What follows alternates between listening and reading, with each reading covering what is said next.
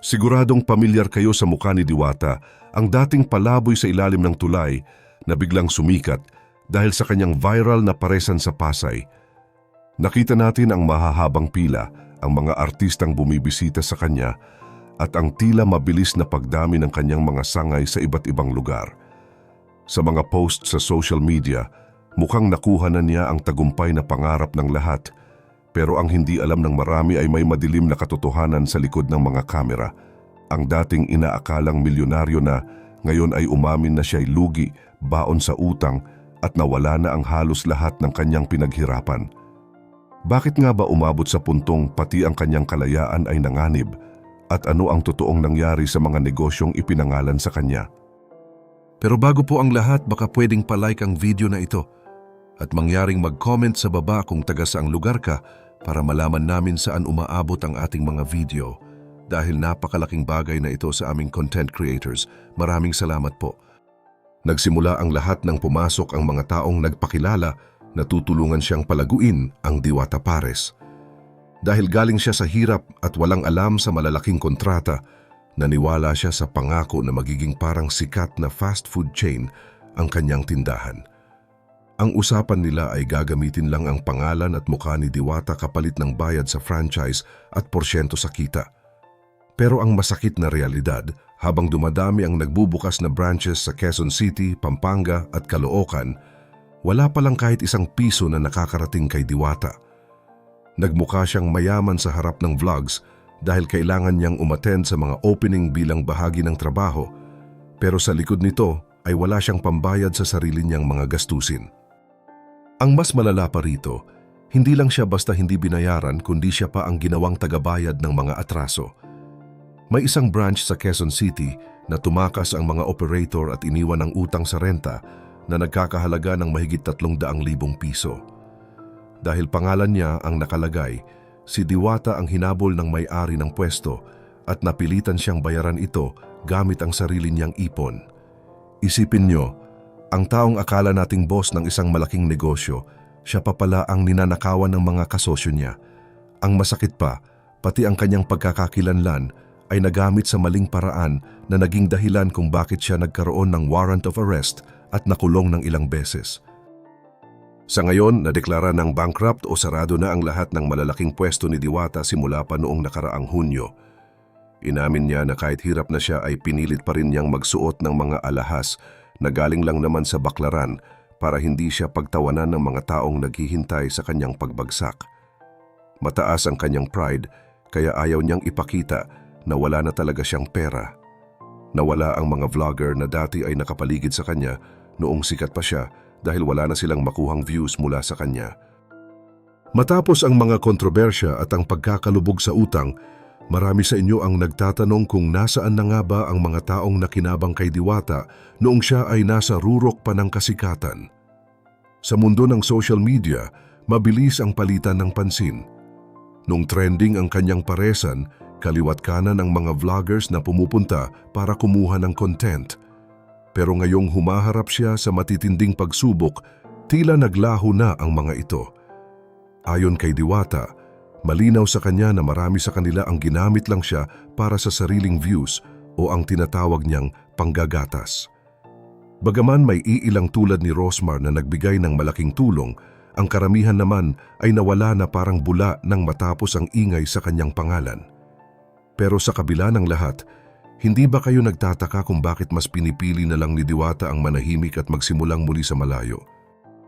Isang malaking issue na ipinupukol sa kanya ay ang pagbabago raw ng kanyang ugali.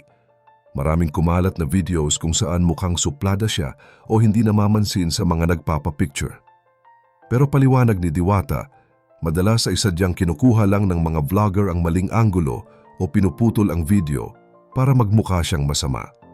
May mga pagkakataon na pagod siya sa pagluluto at pag-aasikaso ng stock pero bigla siyang susulputan ng kamera. Kapag hindi siya nakangiti, automatic na sa bashers na lumaki na ang kanyang ulo.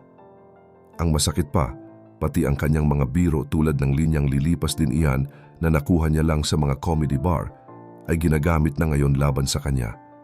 Sinasabi ng mga tao na ang kanyang kinahaharap na problema ay karma dahil sa kanyang pagiging mayabang. Ngunit para kay Diwata, walang kinalaman ang kanyang ugali sa mga legal na problemang dinaranas niya ngayon. Hindi raw siya nakulong dahil sa hindi pagpapapicture o dahil sa pagsagot ng pabalang.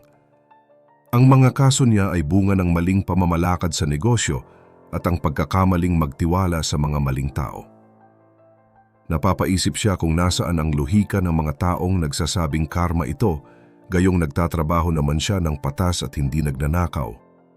Sa tindi ng bashing na natatanggap niya, mas gusto na lang daw niya ngayon ang tahimik na buhay.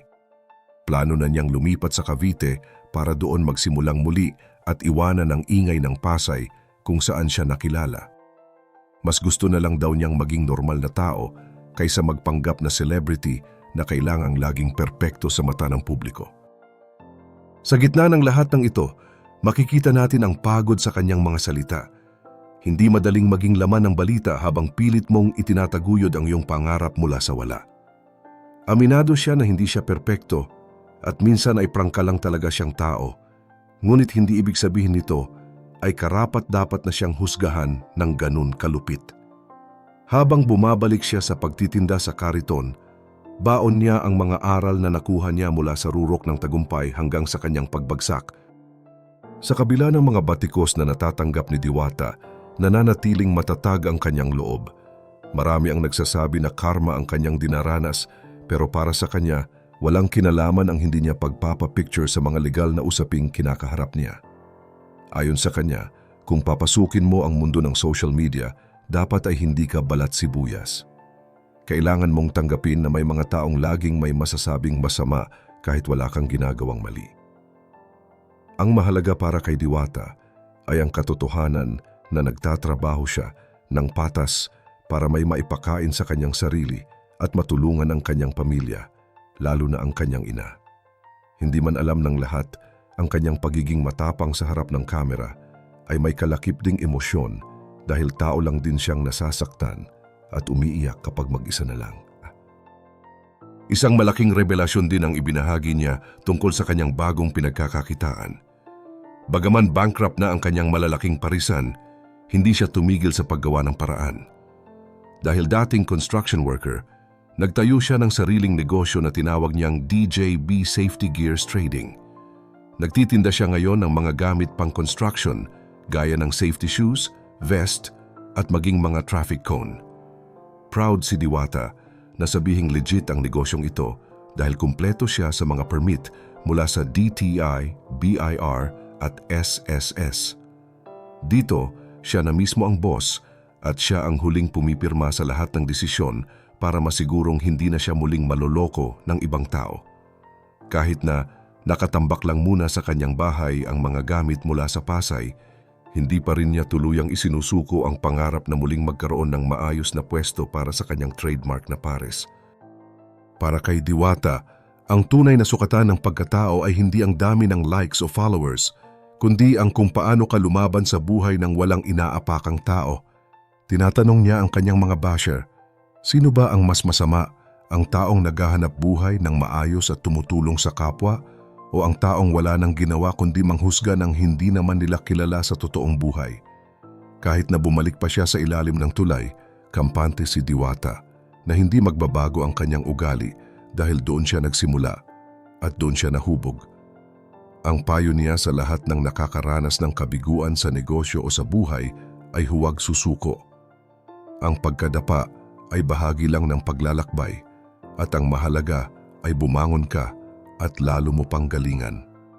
Sa dami ng pinagdaanan ni Diwata, mula sa kasikatan hanggang sa pagkakulong at pagkalugi, malinaw na marami siyang natutunan na hindi kayang bayaran ng kahit anong halaga.